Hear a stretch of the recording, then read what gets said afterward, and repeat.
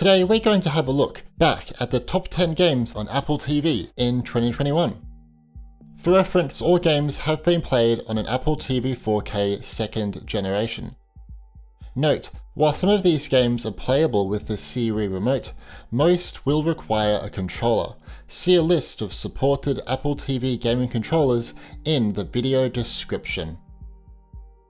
Number 10, we have NBA 2K22 Arcade Edition.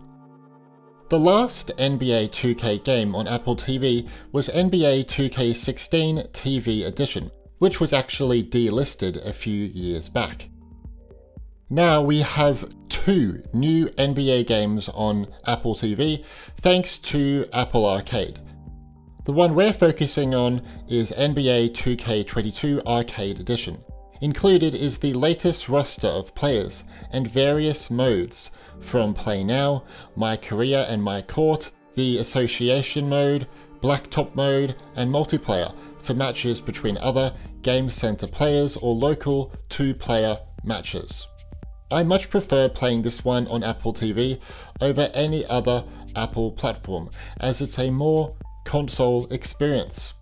It's a shame the game must play at lower graphical settings, even on the latest Apple TV, but then again it is quite a demanding game. In fact, NBA 2K22 Arcade Edition is best played on an Apple TV 4K first gen or Apple TV 4K second gen. Number 9 is Neighbours Back from Hell. Originally released in 2003, Handy Games ported Neighbours Back from Hell to iOS and Apple TV in 2021. This is actually the new remastered HD version too, which includes the first and second game in one package and now plays at 60 FPS instead of 30. Neighbours Back from Hell is a point-and-click game about a bizarre TV show. The TV show is based on playing increasingly outrageous pranks on your grumpy neighbour. You're doing this to keep the audience entertained and your viewership numbers high. It's a surprisingly hard game, but it can be quite funny when you can work out how to combine different ways to annoy the neighbour. It's oddly satisfying. Neighbours Back from Hell costs $4.99 USD. Number 8, we have Bike Baron 2. The ultimate bike game is back on the App Store. The original Bike Baron released way back in 2011 for iPhone and iPad. The first game was never even released on Apple TV, so I was super happy when Cornfox and Brothers randomly shipped it to Apple TV. Cornfox also ported the Oceanhorn series to Apple TV as well, so I guess it isn't really that surprising that it's here. While Bike Baron is just an indie game, it has pretty good graphics, incredibly difficult but well-made adrenaline-filled tracks, online events, and really good physics for hilarious accidents. Bike Baron 2 costs $6.99 USD. The game has small performance issues on some stages for Apple TV 4K models, and it's even worse on Apple TV HD, which runs at a very low resolution too. So if you're interested, play it on an Apple TV 4K first gen or Apple TV 4K second gen, but just be wary of those performance issues. Number 7 is Rush Rally Origins.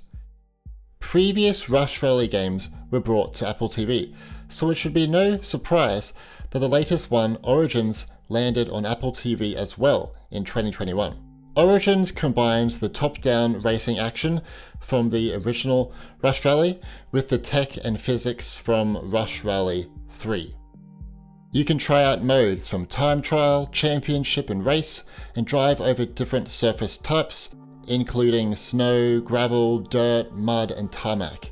Its arcade graphics means it can play well on the old Apple TV HD, but can shine on the Apple TV 4K models, with 4K resolution support and the ability to easily play at ultra graphics quality with a steady 60 FPS.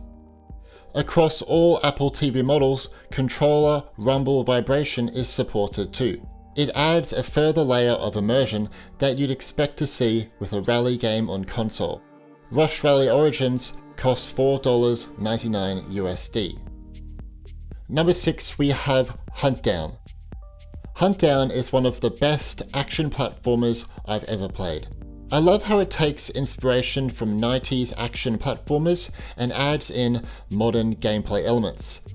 With a focus on horizontal aiming, a complex covering system, and the ability to dash during combat.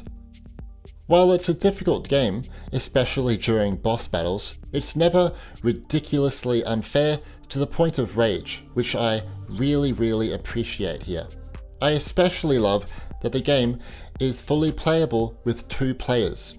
Huntdown lets 2 players complete the main story together, which includes 20 levels, or you can try the arcade mode.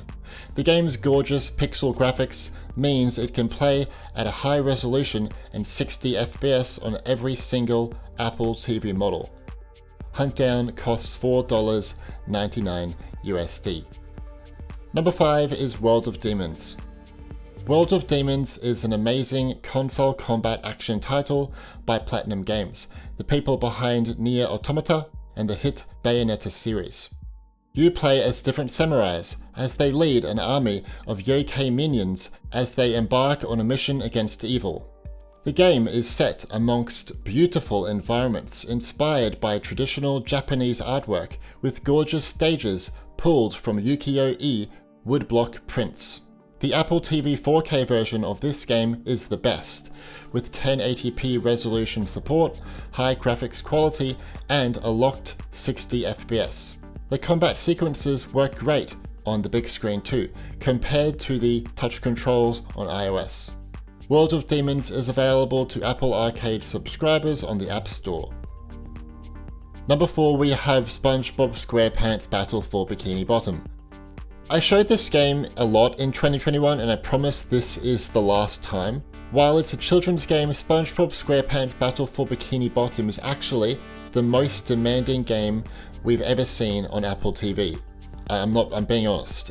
It's a remake of the original 2003 game, but with really high-end visuals, 1080p support on Apple TV, and improved gameplay. The biggest downside, just like the iOS version, is that local co-op is missing, which is a shame. I really think it would be possible, as the latest Apple TV 4K is more powerful than Nintendo Switch, and co-op is available there. Thankfully, the story here is excellent, and overall it's just a brilliant 3D platformer on the level of Psychonauts 2, A Hat in Time, Super Mario, or Ratchet and Clank maybe. SpongeBob SquarePants Battle for Bikini Bottom costs $8.99 USD. It is supported on an Apple TV 4K 1st Gen or Apple TV 4K 2nd Gen. Number 3 is Shaolin vs Wutang, if that's how you say it. So this one came to the App Store in 2021. It is almost the same game as the original PC and console version, which released in 2016. It just has reduced graphics on Apple TV and iOS, but it does support 1080p on Apple TV. Okay, even with 1080p support, it's honestly on the level of a PS2 fighting game in terms of graphical quality, but it's still a good fighting game at its core. If you're a fan of Tekken, Street Fighter, or Mortal Kombat, this is up there with those. Plus, up until this point, there have been no fighting games anywhere like this on Apple TV. It's also jam-packed with content, 2-player couch co-op, 5 game modes, 27 characters, and 20 stages. It's freaking cheap too, costing only $1.99 USD, which is absolutely absurd for the amount of content on offer here. It is supported on an Apple TV 4K 1st Gen or Apple TV 4K 2nd Gen. Number 2, we have Titan Quest Legendary Edition. In 2021, Handy Games also brought 2 versions of Titan Quest to Apple TV. Titan Quest HD and Titan Quest Legendary Edition. The one we're focusing on, and the one you should definitely buy, is the Legendary Edition. Legendary Edition includes heaps of technical updates, and all the DLCs are here in one package for a much cheaper price. Titan Quest is a real treat on Apple TV, as it's a true AAA hack-and-slash RPG with a 25.5-hour main story. It combines the fascinating world of mythology with endless and exciting action and cool special effects. It's also the only game on Apple TV to have an in-game FPS counter, which is a small thing but really good to see. If you own an Apple TV 4K, to get a stable 60 FPS, I advise you play at medium settings. I'm only playing it high here to show the game's good graphics. Titan Quest Legendary Edition costs $12.99 USD.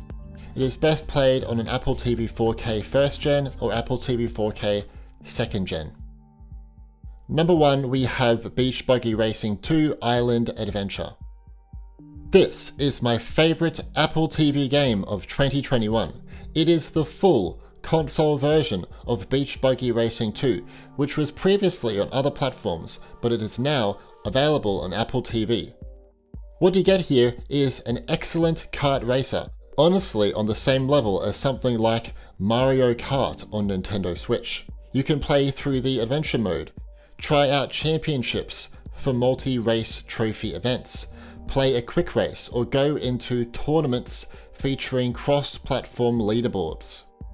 The game doesn't have online matches, but it does have 4-player local split screen, and I must say, this is where you'll find the most enjoyment here. It's so funny and so enjoyable with friends, or family, or a lover.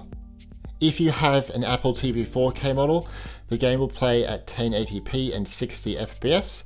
It also has controller rumble vibration for explosions. Awesome! Beach Buggy Racing 2 Island Adventure costs $19.99 USD. Expensive? Nah, it's totally worth it. Here are some bonus Apple TV games from 2021. Baldo is a great action adventure game.